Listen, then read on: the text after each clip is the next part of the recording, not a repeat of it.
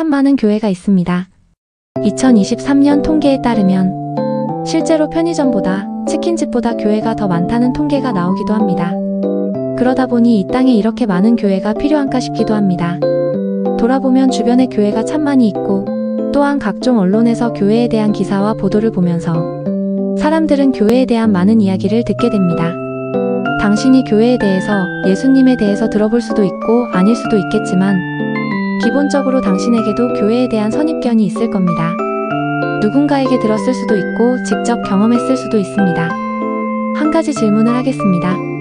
당신이 느끼고 생각하는 교회에 대한 이미지는 무엇인가요? 2020년에 엠브레인 트렌드 모니터에서 3대 종교 불교, 천주교, 개신교에 대한 이미지를 조사한 적이 있었습니다. 조사 결과를 보면 불교는 의지가 강한, 자기관리가 강한이라는 이미지가 있고 천주교는 믿을 수 있는, 깨끗한이라는 이미지가 있습니다. 그런데 교회는 이중적인, 배려가 없는이라는 이미지로 나타나는 것을 볼 수 있습니다. 또한 그 조사에서 각 종교별 신자들의 이미지도 조사를 했는데 대표적인 키워드로 설명하면 불교 신자와 천주교 신자는 온화한으로, 기독교 신자는 거리를 두고 싶은 이라는 결과가 나왔습니다. 조사 결과를 보면 교회에 대한 이미지, 교회를 다니는 사람들의 이미지가 좋지 않다는 것을 볼 수 있습니다. 많은 사람들은 자신들이 멀리서 지켜본 교회, 언론을 통해서 듣게 된 교회, 또한 자신이 경험한 교회를 다니면서 갖게 된 생각일 겁니다. 이런 결과와 모습에 대해 목회자로서 너무 죄송하고 마음이 아픕니다. 제가 한국교회를 대표할 수 없지만 목회자로서 너무 죄송하다는 말씀을 드립니다. 그런데 여러분이 교회에 대해 갖게 된 이미지와 느낌은 사실 포장지를 본 것에 불과합니다. 교회는 포장지입니다. 교회는 가장 중요한 그 무엇을 담고 있습니다. 하지만 많은 사람들은 그 포장지만을 보고 그 내용물을 보지 않는 경우가 참 많습니다.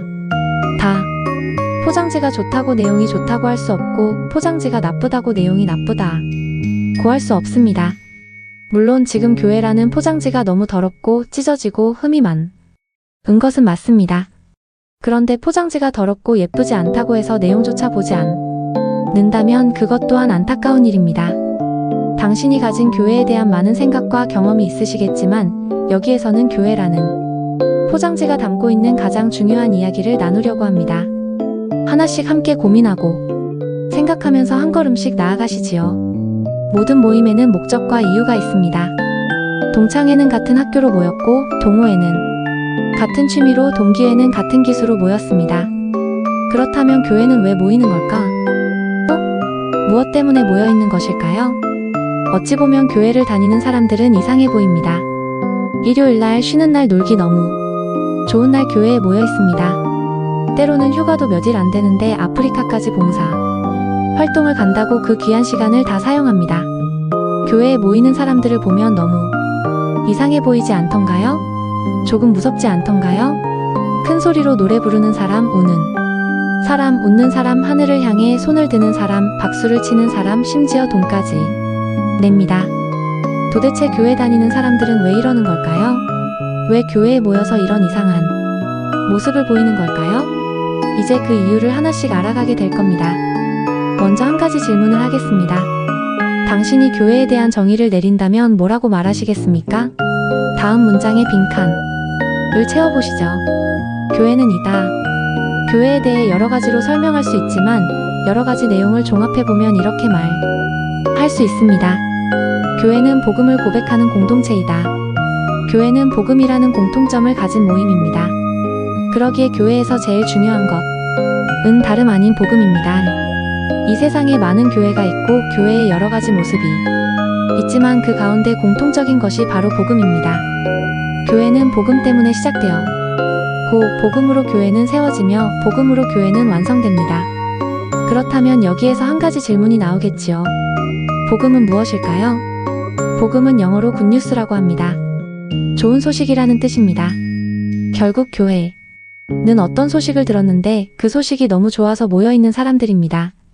그러면 무엇이 좋은 소식일까요? 이렇게 질문을 해보겠습니다. 지난 시간을 돌아봤을 때 당신이 들었던 소식 중에 가장 기뻤던 소식은 무엇이었나요?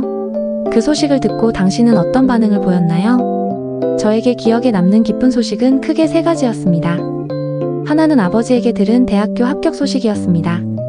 집으로 걸려온 아버지의 전화를 통해 합격했다는 소식을 듣고 재수를 했던 터라 박수를 치면서 환호성을 질렀던 기억이 있습니다.